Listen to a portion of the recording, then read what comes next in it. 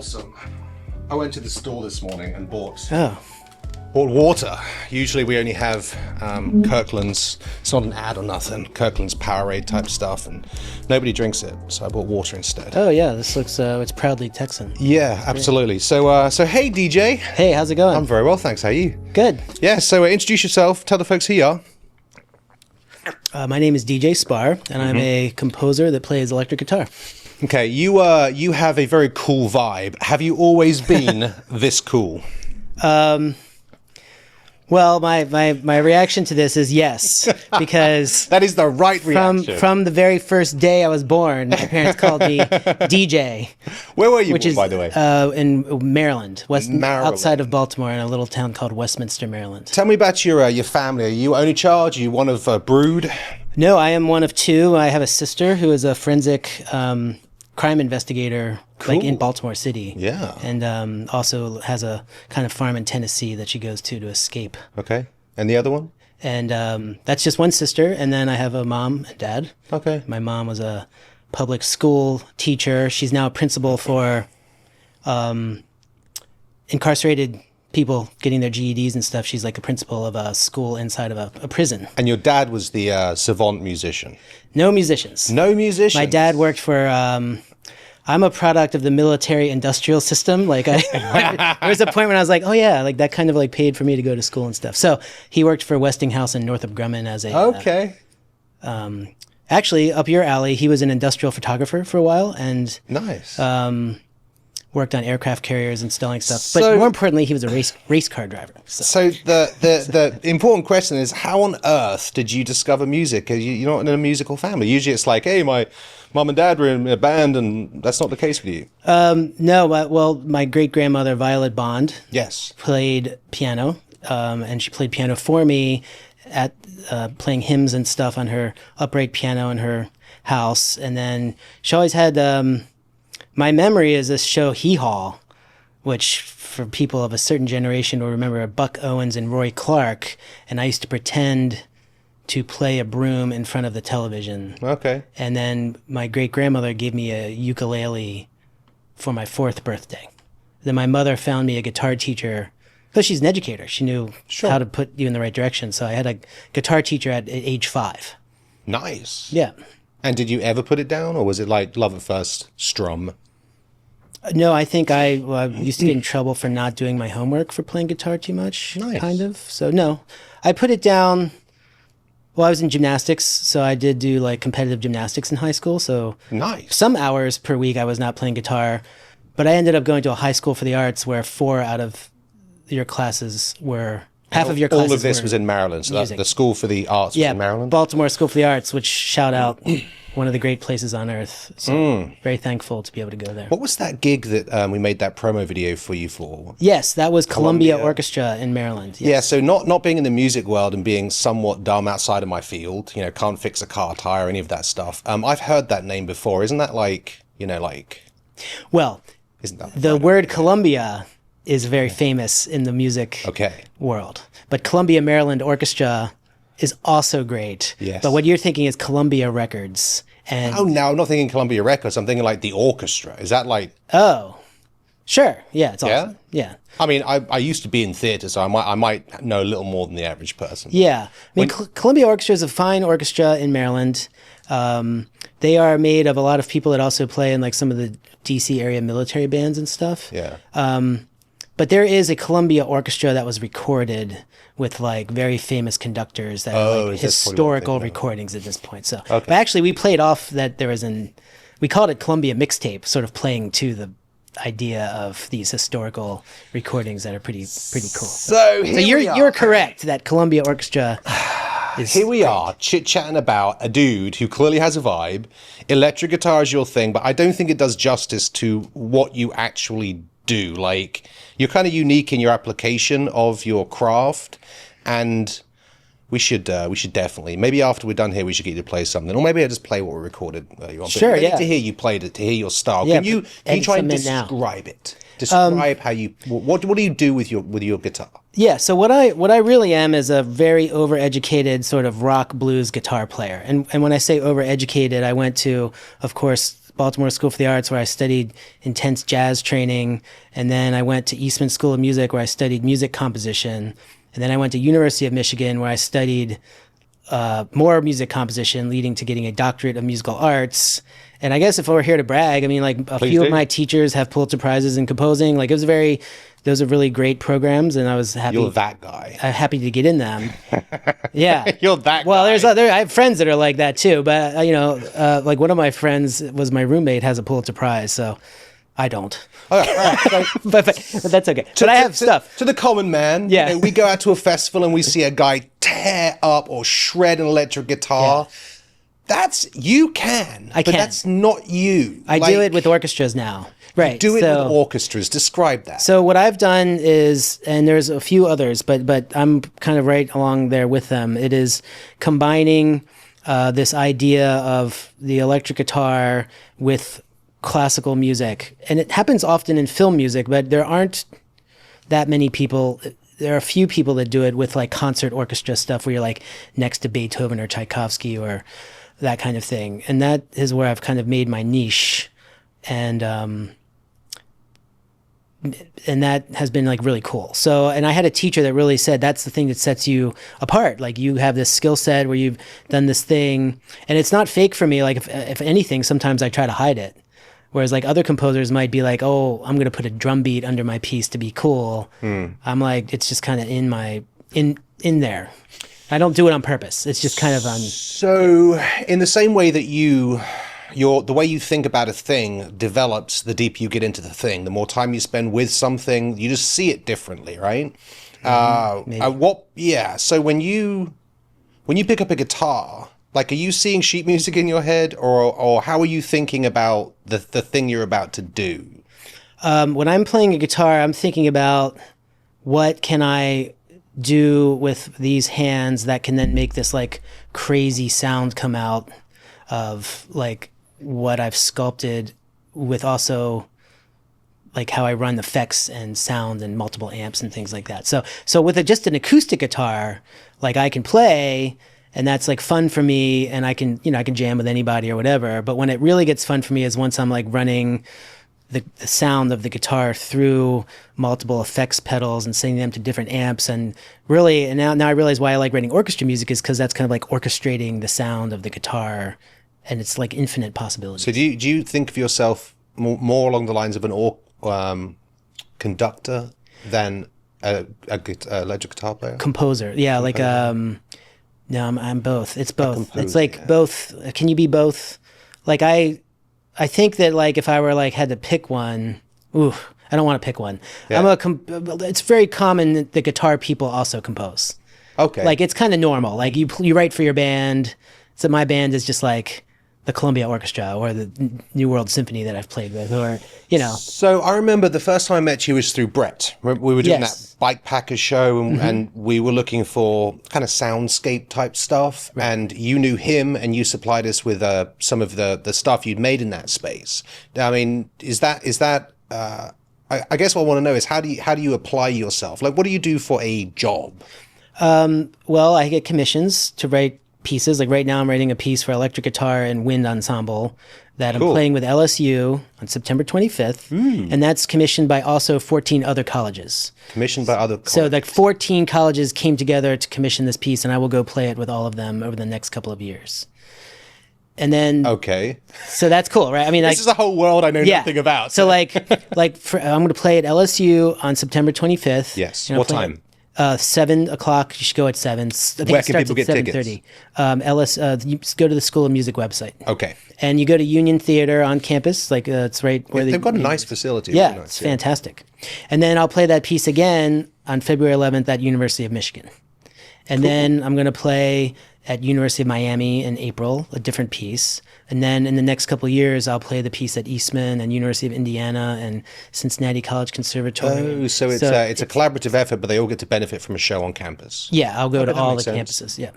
And then I also teach at LSU in the Honors College. I teach songwriting and music composition. Very cool. So the combined, you can keep a Honda in the driveway. Or do better. But we're doing fine. True. Yeah, we're paying bills. It's awesome. Yeah. So how did you amass this this massive archive of kind of soundscapes and noises and I guess it's all those sounds that you don't that build the atmosphere for like film and stuff. Where did that, is that like a passion that just comes out of you, or are you selling that into the universe as well? What? No, that's part of, like, a lot of guitar players have done that. So what I've sort of tried to do is assimilate this sort of study of orchestration that I love, and then I kind of made a connection in my mind that is very similar to what I did as a kid with all the pedals on the floor and all of those things. And like, if you watch, like, one of my favorite guitar players is Eddie Van Halen, and he'll say, "Oh, I have this machine where I double the guitar, and it makes it sound like two guitars, even though you're playing the same thing." And then from there, you could like send one to do something else with a pedal, and then send the other one to do something else with the pedal, and you can get like a kind of a expansive sound. Well, one person came in and said, I like when I hear your music, because you create like a womb, like it's like you're in the warmth of this in the room.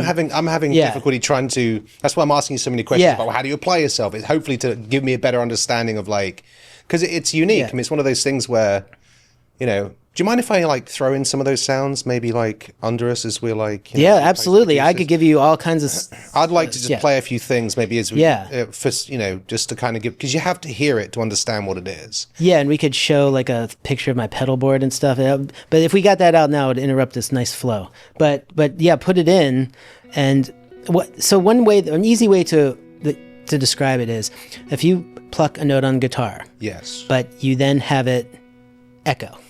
Yes. I could pluck a note on the guitar, but then have the flute echo instead. So that's when I start connecting the two ideas. So. And how does that, is that an organic process? Is that like your creative process? Yeah. Yeah, that's like sitting in my room, and I'm like, all right.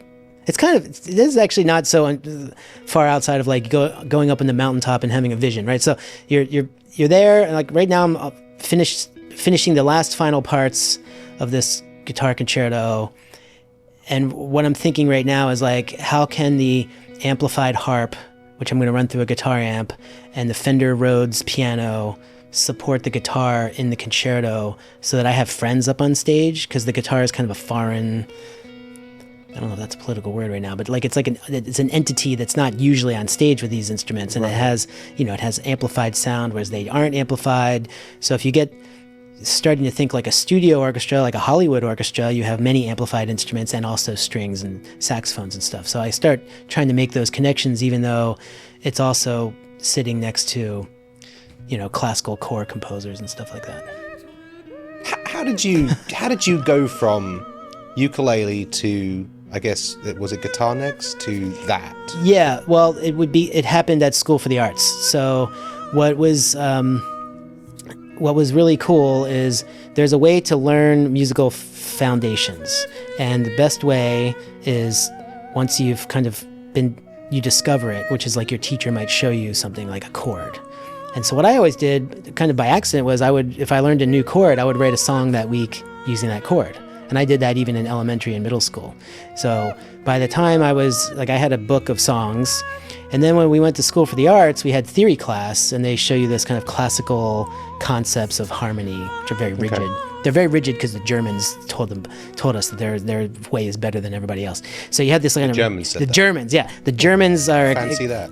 Yeah, and they're kind of explaining that their music is great with their music theory. That's a whole thing. I probably shouldn't talk about that too much, but let's get on to the French. Yeah, the French. What? The French are the great, because Debussy said, "Look, if Italians, while we're at it, they're great too." But Debussy said, "Look, if I do what the Germans say you're not supposed to do and move my hands in the same direction, doesn't it sound cool?" And there's like quotes of him saying it sounds so great. And I'm like, yeah, well, guitars do all that. So I try to almost think like, what if Debussy played guitar, or what if Sparr? And I love the French orchestration because it's the individual has a role, whereas in the German orchestration, it's all about supporting, like the clarinets support the violins and the flutes support the violins, and every now and then they'll do their own thing, but in the French music, they're all independent, and it's just like a wonderful sound. So I can imagine when all of that comes together, it's got to just be like, oh yeah, it's the best. Right? Yeah. So, but most of the time it doesn't. So, like, what's like, how do you deal with like frustration? Like if something, like if you just, is there periods where you just can't find it for like 30 minutes and you're just like, rah! Oh no, like, that's one thing I love, because I have a son now who's becoming creative, and he'll get How's your boy? frustrated. He's 8. So he's into drawing and art and making his own costumes and stuff, and he'll try to execute, like, you know, making a costume or like doing something on cardboard or spray painted, like doesn't work. And I'm like, I know the feeling. Like, you just have to keep at it. It might be the 5th time you try. Sure. So you get used to sort of like, all right, I'm writing a new piece, and like today was not like the most magical day. And you just go, well, you know, I've done it before. I've got 100 files of pieces I've finished, and some are better than others. And 3 of them I'm like really like, I'll put next to anybody's music in my generation anyway, maybe, you know, and then 20 of them I'm pretty proud of. And then there's a bunch of duds, but that's how Beethoven was too. Yeah. 900 pieces. We could probably sit around and name 20 really easily. Someone who's gone to school their whole lives could maybe name 100, and then there's 800 other pieces. So that's kind of how it goes. So I don't know if we could fully complete it. You said you got to your performing arts school, your music school, and the theory meshed with the practice kind of gave rise to this direction you now. So there's a thing called 4-part harmony where you write 4 parts out. There's all these rigid rules about it. So what I would do is, after we did the stuff in school with rules, I would go home and then write my own 4-part things for guitar. And I had a 4-track, for people watching that know what this is, a little 4-track tape deck where you could multi-track. Was it a Tascam? Yeah. Oh, Fostex X26. But yeah, all competitive things, but similar to the Tascam. And that I would write them out, and then I would record them. And that was the beginning of composing written down notes, 9th grade. And when you got to the point where you started to kind of create this sound, this unique sound that you now are known for, did you find a community of people that were doing that similar thing, or were like you like unique in that? No, I went, they found me. So my guitar teacher at Baltimore School of the Arts had a brother from a very musical family, and his brother taught at a summer music camp called the Walden School, and I went there the summer after my sophomore year, and that's where they really were doing creative. I wrote 4 pieces that summer, and everyone was composing. It's like kind of a composing camp for kids. Cool. And now it's evolved a little bit, and I teach there now. So how cool is that? It's pretty cool. Yeah. I teach at what's called the Creative Musicians Retreat, which is like summer camp for adults, because everyone was like, why can't you do this if you're over 18? So people from age 18 to, we've had someone 93 years old come, and they're composing. I love the 93-year-old. She said, "Oh, honey, you're just getting started." I was like, like I will like put that in my back pocket for every day. How do you share your work? I mean, you said you teach and you compose on stage. Like, how regularly do you share, and how do you share your work? Yeah, well, that's a good question, and I'd like to also combine that with a previous question, because when you said, what about the frustration of creativity? When I usually am more frustrated is trying to get opportunity. Okay. And I've realized I can do that on my own. So like there are the sort of things where you want the phone to ring and you hope that it's the Concertgebouw on the other end, or you know, Sony Records. But then there's also, you make music with people that you hang out with. Sure. And you make your own things. So what I tell students is, networking is a dirty word for meeting as many people as you can and really caring about what they care about. And if you're interested in them, even if they're a gardener or a mechanic, or maybe they are some kind of biomedical engineer that does something interesting I can't even imagine. You know, if you're just kind of get into that in that moment, that it's going to, like, magic things happen. And you usually make your projects with those with whom you share coffee and you know, beverages. Absolutely. So if you're hanging out with cool people, then something will come up where you can do a project, and people want you to have your lights on and to eat while you do it. So that's kind of, so. Yeah.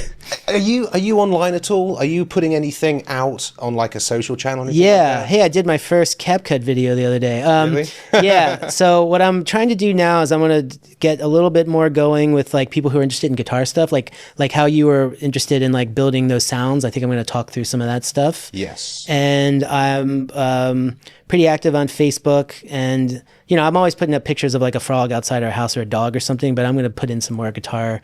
And then I have a YouTube channel with a lot of my compositions. What's the handle? DJ Sparr Music for YouTube, and everything else is DJSPARR. So, okay. Which I just trademarked, by the way. So, do you ever like, I mean, just hypothetically, if there was a guy that had like a 7-year-old daughter that was obsessed with a guitar, like, would you like, maybe take an hour and just blow her mind? Yeah. I would. I have a great guitar student right now. His name's Brady, and I don't have like a like what people would have like 10 students a week or something. But if someone comes to me and they're like work hard and they're really into it, they're fun to teach. And Brady is, his fingers work really good. We just kind of like, he needs to practice slow scales. But he'll probably watch that. Brady, practice your slow scales, man. Can you spot, like, what's the youngest, I guess you'd be a good person to ask to, like, just musical talent, like you said, Brady or whatever. This kid's he's like 15 or something. Yeah. Okay, so like, what's the youngest you have spotted talent? How do you spot talent musically? Well, I think I've seen some. So Walden would have some kids that are 10 that come and they can they're like it's like going to Hogwarts or something. They're like Harry Potter level. Like, there was a kid that he was like, I can't tell you what chord. Like you play a chord on the piano, and he'd be like, I can't tell you what chord you play, but I can tell you what notes you're playing. Like he'd be like savant level good. Yeah, like perfect pitch kind of stuff.